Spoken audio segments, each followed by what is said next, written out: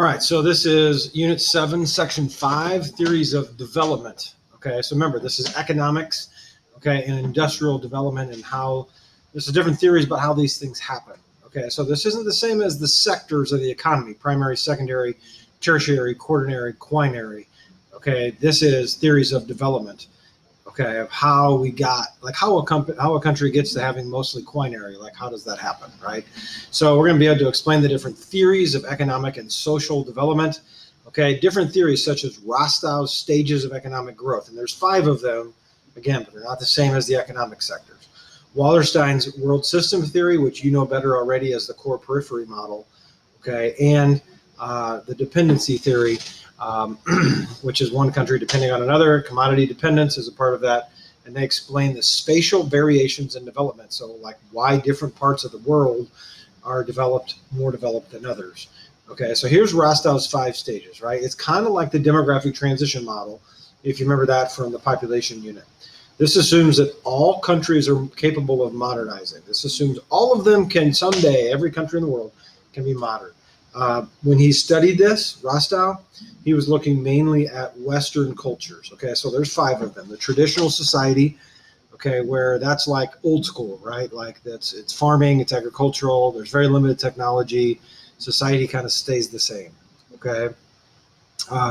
So the transition happens when there's an external influence or interest or markets from outside the world, from outside that little place in the traditional society, and then they get the preconditions for takeoff.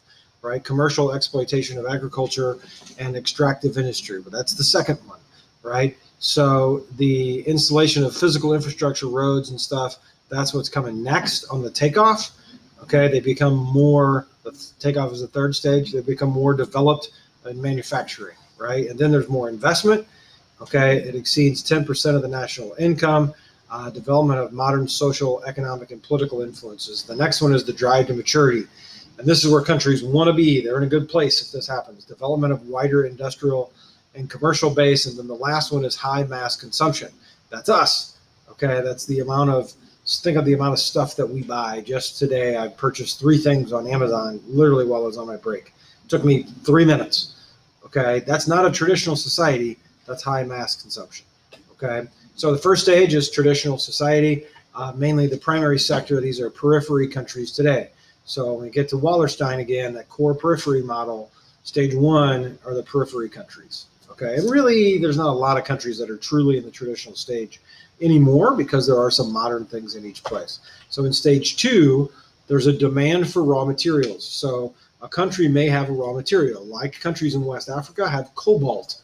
Okay, cobalt is used to, hold on, I'm going to hit pause. Okay, scratch the cobalt part. It's coltan, C-O-L-T-A-N, right, is a product that's used, and they mine it in the Democratic Republic of the Congo. That is used in our cell phone, in our chips, like in the microprocessors, okay? So that's raw material. So if a country like America has huge demand for that, then we go to the Democratic Republic of the Congo, which is in Africa, and we want to buy that stuff. So that means they're getting money there from us. And that's going into their economy, assuming that they own it. Okay, the agriculture of that country then improves with the more money, and then some of the stuff, in addition, okay, to the coltan is used to raise capital, right? So that capital is money for investment, and then they invest in other things inside that country. So because you have a commodity that other people want to buy, then you have more money to spend on yourself. It's like having a business. Okay, so then you can spend that money on your business. The countries can spend it on themselves, right? So they're preconditioned for takeoff, right? So the next step, okay, is takeoff, right? Money allows them to industrialize, so now they can build factories. Okay, the secondary sector, right? So if you remember from 7.2, you had the primary, secondary, had all those. So the secondary sector expands, urbanization increases big time. That leads to other jobs. This is basically like the Industrial Revolution. Okay, but it's happening in a country. It's not happening worldwide. It's happening in those core countries, right? Excuse me, those periphery countries are now getting industrialized, and so they're experiencing the same thing that England did, that America did, okay, that Western Europe did during the Industrial Revolution. People move to the cities. There's jobs in the cities. Okay, that leads to other jobs outside of the factories and the service or tertiary sector of the economy. Stage 4 is the drive to maturity. Okay, industry gets bigger, new industries pop up. Okay, manufacturing shifts from investment driven. So you're not doing this to make money for one group. You're doing this to making consumer durables. So things we have to have. Okay, things like a washing machine, things like an oven for your house. Okay, things like faucets, right? Those types of things are now made there to be sold in your country. Okay, with that money, then the businesses and the government, if the government is stable, has rapid development of transportation infrastructure. So they'll build highways, they'll build roads. All that does is improve the economy, because now you can take your products, put them on the highway, and sell them in different markets within your own country or even outside of your country. Think about the amount of goods. Think about how Amazon gets the stuff to your house. The stuff I ordered on Amazon earlier is going to get to my house in a truck that drives on the interstate. Okay, that's how that rapid development of transportation infrastructure helps the economy. Okay, then we take the money that's made, we invest that in schools, in hospitals, in water supply systems, so you don't have the situation we saw in the urban planning unit where you had terrible sewage systems. Now these countries can have that kind of stuff. It makes it more attractive to live in a place like that. And then finally you get to the 5th stage. Okay, remember, these are all Rostow's 5 stages of economic development. Okay, that's America today, right? The core countries. It doesn't have to be America. It could be Western European countries. Okay, it could be Japan, right? They're core countries. Industrial base dominates. Okay, the primary industries decline. So you don't have, that doesn't mean they go away. You still have them. There's just less people that do it. You've experienced that 3rd agricultural revolution. So now you can produce way more food with way less people. Okay, the consumer society wants high value goods and services. So we have things like Lamborghini dealerships. Okay, if you remember the threshold and range discussion from the urban unit. Okay, you don't have Lamborghini dealerships in 3rd world countries because nobody's going to buy them. But in a country in stage 5, right? I said 3rd world, developing or periphery countries. In stage 5, you can do that. Okay, so now in those core countries, you'll have it because people have disposable income to buy luxury items. Okay, think of it this way. People in periphery countries are making the coffee bean, but people in core countries in stage 5, okay, they are buying the coffee, which is a luxury crop. Don't have to have that, but we do. Okay, and societies in stage 5 are mostly urban societies. So that's Rostow's stages of economic development. Okay, so limits for him. He only looked at Western countries, right? So what if a country doesn't have the same resources? I mean, America got to be developed because we had tobacco and we had cotton, and then we could grow indigo, and then we could grow corn, right? So we could grow all this stuff. And the Europeans were like, hey, we want that cotton. We're going to take that from the southern colonies. Well, then the money went to the southern colonies. Okay, those people were making money here. That money stayed within our colonies, right? But what if another country doesn't have that same setup? What if they don't have raw materials? Like the Democratic Republic of the Congo, they just happen to have the mineral that we needed for cell phones. So that helps their country immensely. But what if they didn't have that? What if the Republic of Congo, which is right across the Congo River from them, what if they don't have it? So that doesn't help them, right? So countries might not have those valuable resources that other people want to pay money for. They might have poor farmland. Like if you live in the Middle East, okay, if you live in Kuwait, you live in Iraq, they don't have any farmland because they're in the middle of a desert. But they do have raw materials because they have the oil that people want. Okay, so some countries may not have the ability to take off. So Rostow kind of misses the target in those countries. Okay, Wallerstein, and this is the core periphery model. All countries are interdependent. So it's kind of like the hexagons, right? It works the same way with countries on a country scale, national scale, as it does on a local scale with the cities. We're interdependent on each other, right? America's here, but we still depend on Canada for stuff. We depend on Mexico for stuff. And we depend on Bangladesh from all the way across the world for stuff. Okay, so there are core countries, and we exploit core countries exploit the periphery countries. We use Bangladesh because they have really cheap labor. If it gets to a point in Bangladesh where like the workers unionize and they start to demand more money per hour, okay, American factories will be like, bye-bye, and they'll leave and they'll go to another country that also has a surplus of population, and they'll do it. Believe me, it will happen because we were in war in Vietnam, and Vietnam they were bad. right? They were our enemies. And so we didn't want to do anything with Vietnam. Now we have factories all over Vietnam. Okay, so those things will change, right? And Vietnam will get to a point where they're making too much money. We'll move somewhere else. Okay, my point is the core countries will always, as long as they can, exploit the periphery countries. The semi-periphery countries are industrializing. They're in the process of going through the Industrial Revolution. They're mostly capitalistic, and they make a bunch of stuff. Okay, they make a little bit more money than the periphery countries, but they still produce a lot of industrial goods. Okay, so what are those countries? They were originally called BRIC countries, BRIC, which is Brazil, Russia, India, China. Okay, so think of all the stuff that says made in China, right? But you can add Mexico and you can add South Africa to that, right? So some people say BRICums, right? Instead of just BRIC as an acronym to remember them. Those are your semi-periphery countries, okay? They're getting closer to being core countries, especially places like Brazil, okay? But Brazil on a national scale isn't quite there. On a regional scale, some regions of Brazil are very developed. Same with Russia, same with India, same with China. Okay, even the same with Mexico. Okay, and definitely with South Africa. So another way to remember that acronym is MCRIBS. That's easier to remember. Okay, those are your semi-periphery countries. All right, so Wallerstein, right, and that's the core periphery model. His whole thing is based on economics. It doesn't factor in what's the political situation in the country. What's the culture like? Okay, like when we looked at the gender inequality index, well, Pakistan, Kuwait, right, Afghanistan, they're traditional Muslim countries. And in traditional Muslim countries, the girls don't get educated as much as the boys. That's the way it used to be. Well, culturally, they're going to be way behind then in that index, right? So you got to factor culture into these things when you look as well, right? Also, you've got to have a stable government, right? If you don't have a stable government, you don't have schools set up, you don't have an infrastructure like we talked about the roads earlier, okay? In those countries that were pushing for more success, you improve the transportation infrastructure. Well, if the government isn't stable, you're not going to do that, right? What if there's a low literacy rate because not as many people go to school? What if they just came off of a civil war, right? Well, that's going to be a problem as well. That's a social problem that they would have. This model, though, can be applied at all levels, right? It can be employed on a national level, a city level, right? There is a core periphery. Like think about Belleville, right? Are we on the core side with St. Louis, or are we on the periphery side? Okay, and maybe we're semi-periphery, right? But we're definitely not the core part of it. St. Louis is the core part, right? We are on the outskirts.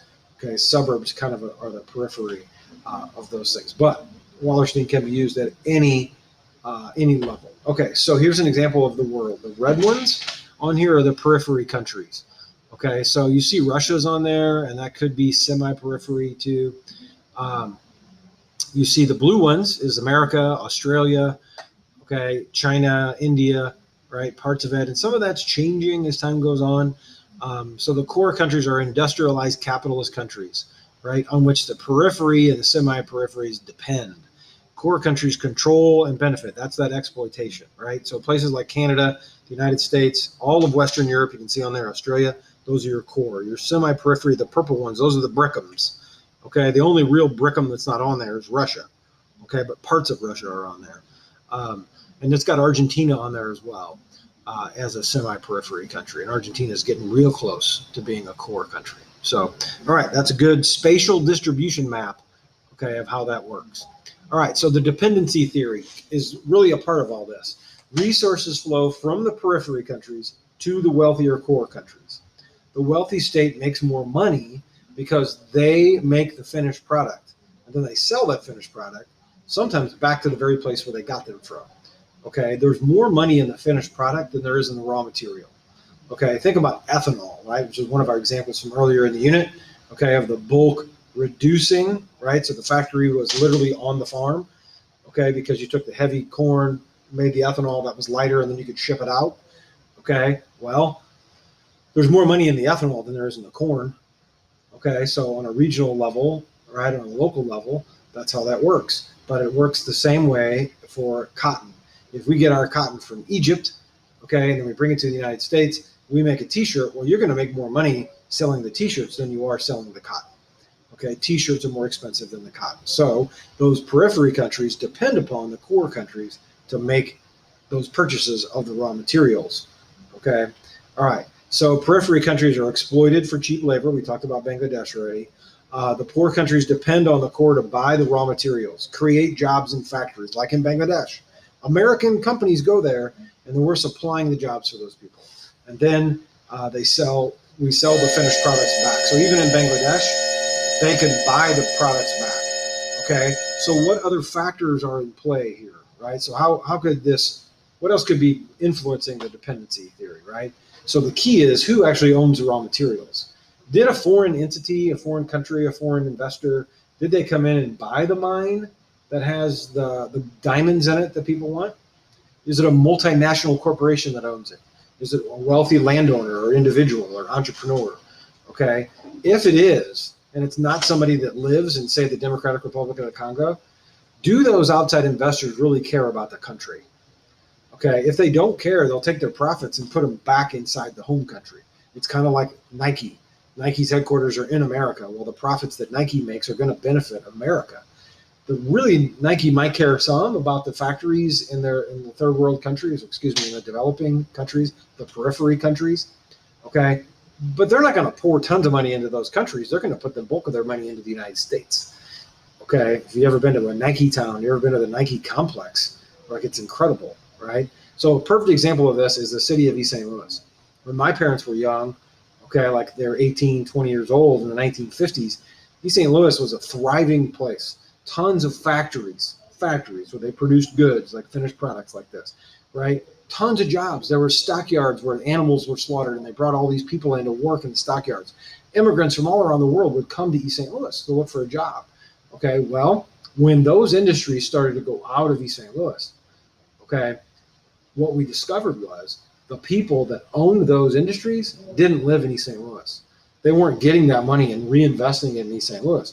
They lived in New York, or they lived in Chicago, okay, or they lived in Texas, and they would take the money back to New York or Chicago or Texas, and they might donate money to a community center or something, okay, or to their local churches or to their local YMCA. They didn't put that money back in East St. Louis, okay? So when that money was pulled out, when the factories were pulled out of East St. Louis, there was nothing there. Okay, so then the people spread out. People left East St. Louis in massive numbers. The population has been declining ever since the 1950s and 60s. Okay, so the same thing goes for here in other countries. Those investors didn't care about East St. Louis. Okay, they cared about the profits. If it's a multinational corporation or it's a wealthy landowner in those developing countries, those periphery countries, do they care about the country? Okay, if they don't, then the periphery country is really not going to benefit from the core periphery model and from the dependency. Okay, so speaking of dependency, commodities, right? Commodities, the second thing listed on there. Commodities are raw materials or agricultural products that can be bought and sold. So it could be corn, it could be coffee, it could be bananas, okay? But if a country, and we talked about this in the urban unit, if a country has 60% of their exports are commodities, they are a commodity dependent country. Okay, there are vulnerable. These places are super vulnerable to price fluctuations. Chile is a good example. Although Chile is a pretty developed country, you could even argue Chile is in the core. Okay, instead they're definitely semi-periphery, right? But either way, Chile depends on Chile. Chile depends on copper. Okay, the copper, like 90% of the copper mines in the world are in Chile. Well, when copper prices are high, that's great for Chile, and when there's demand for the product, that's great for them. But what if that demand falls off and there's not nearly as much demand for copper? Okay, that's a problem. What happens when the copper is gone from Chile? Right now, Chile has done more. Remember, that was that elongated state in South America. Chile has been smart enough to diversify and go out. Okay, so they're not just focused on copper anymore. Okay. A great example of this is in Abu Dhabi in Dubai. If you ever heard of the United Arab Emirates, that place is amazing. There's amazing stuff there. Huge high-rise building, the tallest building in the world, the Burj Khalifa, is there. It's huge. Okay, what they've done there is they've created a tourism industry that includes golf. You can ski, like snow ski indoors. Okay, in the middle of the desert. I mean, there's all kinds of things for people to go there for. They created that because they know that eventually they're going to run out of oil. And when they run out of oil, then their money dries up. Okay, they don't get the money. We're not purchasing that raw material from that place anymore. So they have diversified and gone outside of that.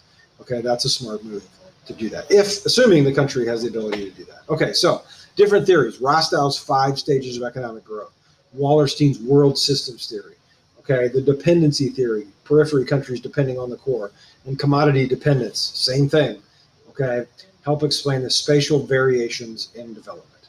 All right, that is our end for today. So that's Unit 7, Section 5.